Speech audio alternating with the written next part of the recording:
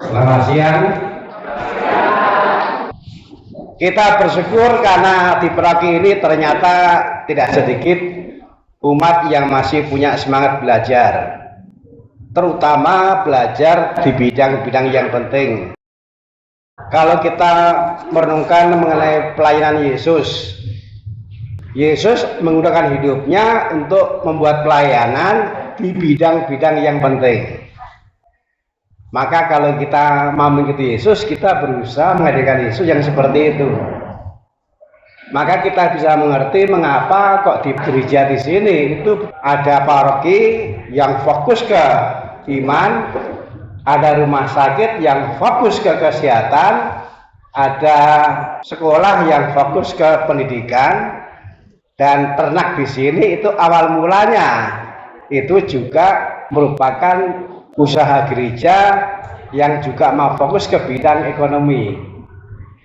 Jadi kalau kita cermati, kita syukuri karena gereja di sini itu betul-betul berusaha untuk menghadirkan Yesus yang memberi perhatian ke bidang-bidang yang penting, yang bahkan perhatian gereja itu meskipun sudah lama, tapi sampai sekarang masih terasa manfaatnya. Nah, sekarang ini kita hayati diri kita ini adalah generasi penerus. Gereja yang jauh seperti itu mau kita teruskan. Gereja yang memberi perhatian ke bidang-bidang yang penting oleh kita sebagai generasi penerus itu akan kita teruskan. Cara yang sederhana adalah kita sendiri harus membekali.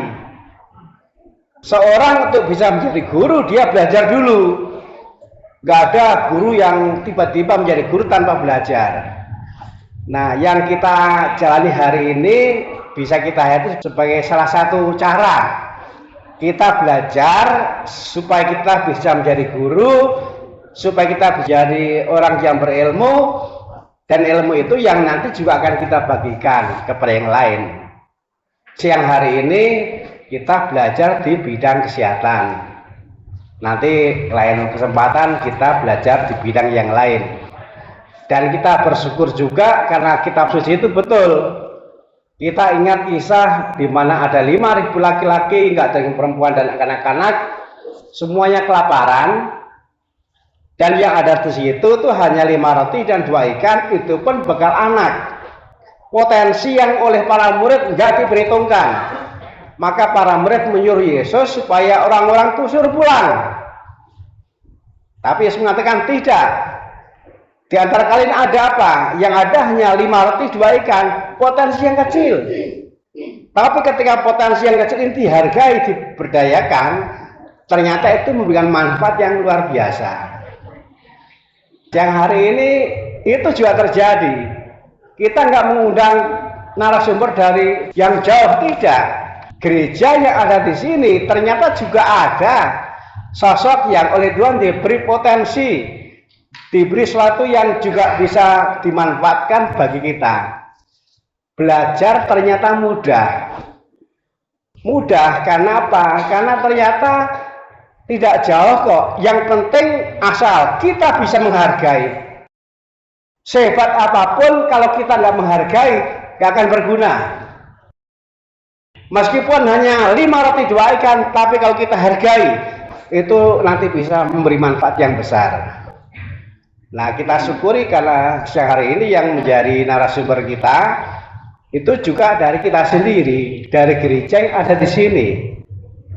Maka saya percaya kehadiran kita itu juga menunjukkan penghargaan pada gereja yang menganggap penting tentang belajar, juga menganggap penting tentang belajar dengan cara yang nggak usah rumit, yang nggak usah susah, belajar saja dari sumber daya, dari potensi yang oleh Tuhan diberikan kepada kita di situ.